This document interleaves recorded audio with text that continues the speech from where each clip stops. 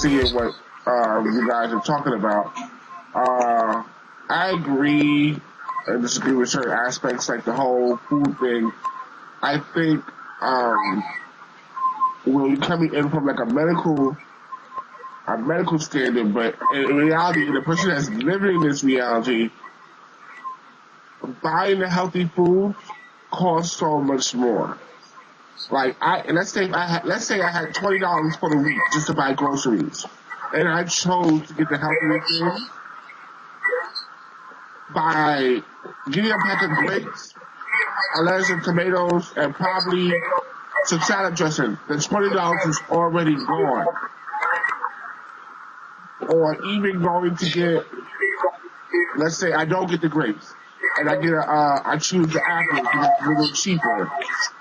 That may only at least get me a gallon of water extra, but that won't last, and that won't either supplement the standard food base to curb my hunger for the week.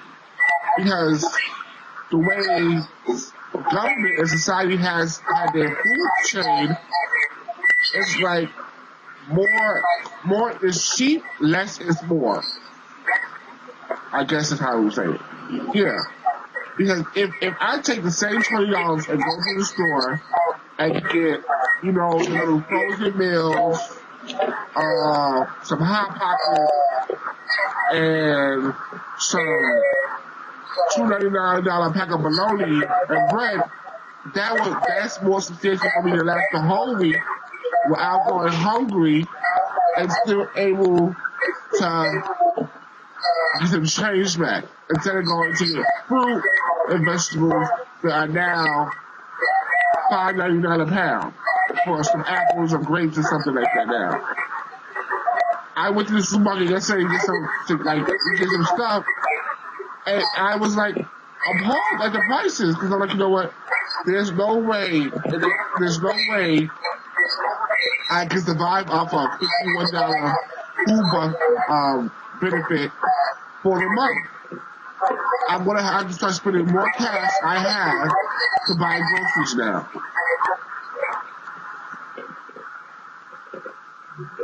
So my response to that is this: let's break down numbers, and I'm gonna challenge everyone, including you two, by looking at numbers. So let's do this. And I tell people, when people deal with me, I want you to focus on a message and not by how I ask a question or what I say. Just focus on the message. I always come from a place of love and gratitude. Let me ask this. Here's what I would say to that person. And first, let's break down how many calories. I tell people, give me your height and weight right now, and how many calories are you taking in a day? And give me a list of all the groceries that you bought for the week and what you ate every single day. I want you to give me a food diary. Here's what I'll say. You don't have to offer anything. Let's take a food diary for 2 weeks. Day number 1, day number 14. I want you to write down every single thing that you ate. Write down the caloric content, the portions, every single thing, how you felt when you ate it. And we'll do the evaluation of that. And I want you to take down your weight from day number 1 or day number 14. Now, here's my issue with it. Here's my issue, because I dealt with somebody else like this before. 2 things. Nowadays, in the supermarket, with technology, and I'm not saying this is the healthiest, you can get frozen vegetables for relatively cheap. Are they the best? No, it's best to get fresh vegetables that you can cook yourself. So that's what I mean by relative. That's number one. Second of all, now they make, you could buy a lot of like these frozen chicken patties or frozen beef patties, and now they sell like rotisserie chicken. Chicken is pretty much already cooked. So there's certain things you can buy. You can get rid of the bread. Fruit, I'll be honest, is relatively expensive, but they do have like markets like Produce Junction where you get fruit for relatively cheap. So that's number one. So there are some options. I have to look at the math myself. I definitely believe when people tell me about fast food, you can get fast foods for just as cheap, healthier, less. Fast foods, I think, is you can definitely eat something a little bit healthier with fast foods. Now, I'm going back to groceries. That's number one. So I would show them some options that I've seen in the store where you can actually eat healthier. Even some of those pre-made meals.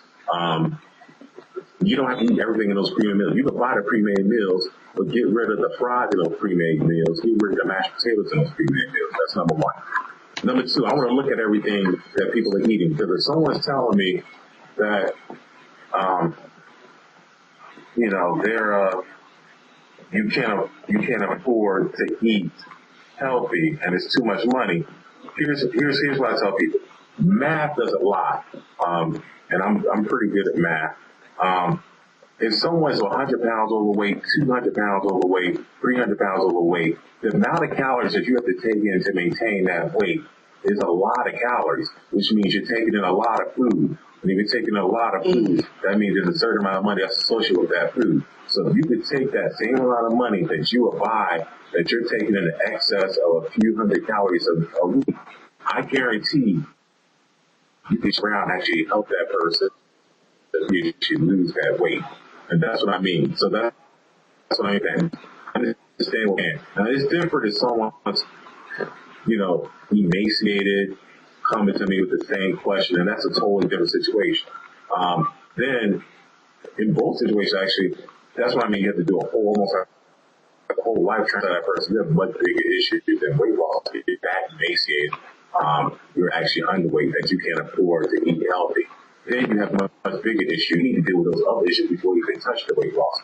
But if you're making enough money that you can buy enough food and you're either 100 to 200 pounds or 300 pounds overweight, you really do have to look at your diet plan to see if we can adjust that. Because